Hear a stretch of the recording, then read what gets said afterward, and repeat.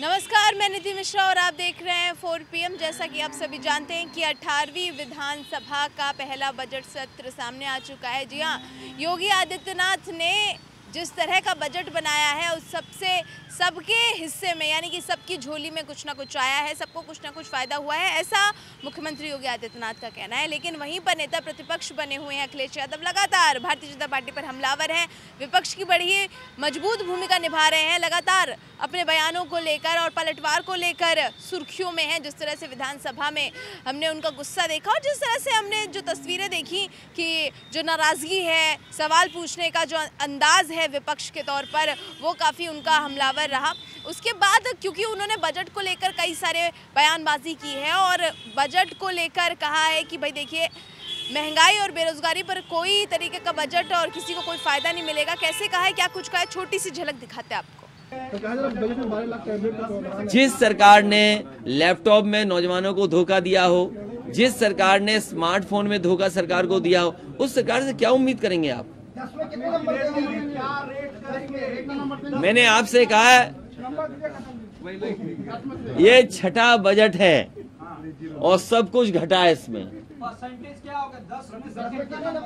और ये बजट नहीं, ये बंटवारा है। तो ये है नेता प्रतिपक्ष अखिलेश यादव, लगातार भारतीय जनता पार्टी पर हमलावर है। बजट को लेकर भी उन्होंने काफी निशाने साध दिए हैं। इसी के साथ साथ जो दूसरी हलचल देखने को मिल रही है, जो दूसरी राजनीति हलचल देखने को मिल रही है, वो उत्तर प्रदेश में जिस तरह का राज्यसभा चुनाव को लेकर है, क्योंकि राज्यसभा चुनाव बेहद अहम भी हो जाते हैं, क्योंकि उच्च सदन की बात जब आती है और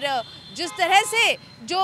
सीटों का जो बंटवारा है उसको लेकर भी सामने आ रहा है। जी हाँ, उत्तर प्रदेश से 11 राज्यसभा सीटों का चुनाव होना है। ऐसे में सभी पार्टियों ने अपने उम्मीदवार रख दिए हैं और सबसे ज़्यादा हलचल देखने को मिल रही है वो उत्तर प्रदेश में जिस तरह का राज्यसभा चुनाव को लेकर है, क्योंकि राज्यसभा चुनाव बेहद अहम भी हो जाते हैं, क्योंकि उच्च सदन की बात जब आती है और जिस तरह से जो सीटों का जो बंटवारा है उसको लेकर भी सामने आ रहा है। जी हाँ, उत्तर प्रदेश से 11 राज्यसभा सीटों का चुनाव होना है। ऐसे में सभी पार्टियों ने अपने उम्मीदवार रख दिए हैं और सबसे ज़्यादा हलचल जयंत चौधरी को लेकर बनी हुई है। जी हाँ, समाजवादी पार्टी से गठबंधन, एक दोस्ती लंबे समय से देखी जा रही थी और ये जो दोस्ती की गहराई है वो अखिलेश यादव ने ये साबित करके दिखा दी है कि भाई देखिए, सबसे ज़्यादा जो गठबंधन में हमारा साथ दिया, उस वक्त हमारा साथ दिया। हालांकि हार जीत चलती रहती है, लेकिन जो साथ जयंत चौधरी ने दिया था, उसका जो दोस्ती का एक तोहफा दे दिया है जयंत चौधरी को, और जयंत चौधरी का नाम राज्यसभा के लिए फाइनलाइज कर दिया, नॉमिनेशन में भेज दिया है। और मतलब कि हम कल तक ये सुन रहे थे और लंबे समय से ये सुन रहे थे कि डिम्पल यादव क्योंकि चेहरा रहेंगी, डिम्पल यादव भेजी जा सकती हैं राज्यसभा, लेकिन जयंत चौधरी का नाम सामने रखे अचानक से गहमा गहमी बढ़ा दी है। और ये एक तरीके का ये सबसे ज़्यादा सुर्खियों में भी सामने आ रहा है, क्योंकि लगातार जहां पर हम कपिल सिब्बल को लेकर लगातार सुन रहे थे कि कपिल सिब्बल साइकिल का जो साथ लेकर, एक साइकिल की लिफ्ट लेकर राज्यसभा में पहुंचने का प्रयास कर रहे हैं, तो वहीं जयंत चौधरी की जो दोस्ती है वो रंग लाई है। भाई देखिए, अखिलेश यादव ने दोस्ती दिखाते हुए जो डिम्पल यादव है उनका नाम हटाकर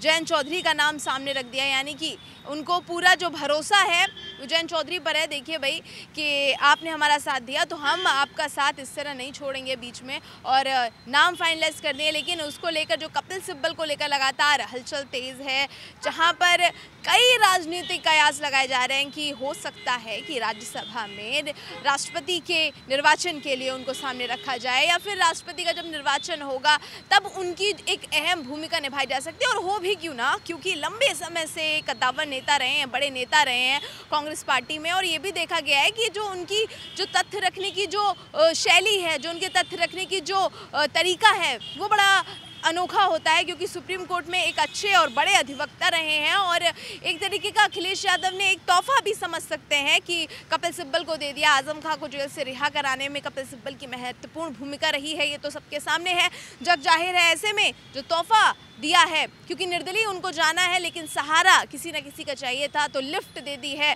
साइकिल ने, और इस साइकिल की लिफ्ट से कपिल सिब्बल जो है राज्यसभा पहुंच रहे हैं। और ऐसे में जो तस्वीर होगी बेहद जुदा, क्योंकि जिस तरह के समीकरण बैठ रहे थे, अचानक से कपिल सिब्बल का नाम आ जाना और फिर उसके बाद जयंत चौधरी का नाम आ जाना, ये दोनों जो नाम हैं वो बेहद खास हैं। क्या कुछ होगा तस्वीरों में ये तो वक्त बताएगा। लेकिन जो कपिल सिब्बल का समाजवादी पार्टी के साथ जो समर्थन है, जो सहारा लेने का तरीका, वो शायद हो सकता है कि भारतीय जनता पार्टी के साथ साथ कांग्रेस की भी मुश्किलें बढ़ा दे। जी हाँ, क्योंकि एक ही माले में सभी विपक्ष को पिरोकर कपिल सिब्बल जब राज्यसभा उच्च सदन में अपने तथ्यों को रखेंगे और समाजवादी पार्टी की जो झलक, जो मिश्रण उनकी बातों में देखने को मिलेगा, बेहद खास होगा। क्योंकि अपनी बातों को लेकर लगातार हम आपको बता रहे हैं कि जाने ही जाते हैं, तो जो विपक्ष की जो मंशा है, क्योंकि एक तरफ कपिल सिब्बल हैं,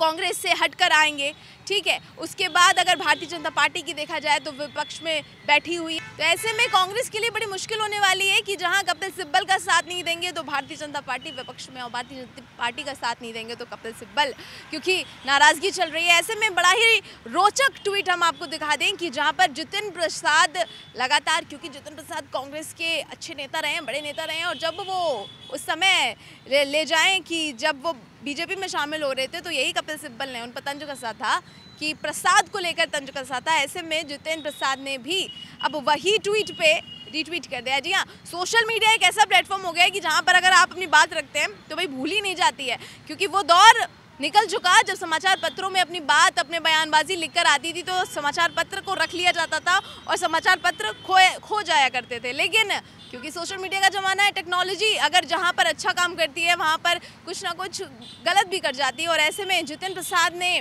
कपिल सिब्बल पर तंज कस दिया है, और तंज बड़ा रोचक है, आपको दिखाते हैं ट्वीट क्या किया उन्होंने।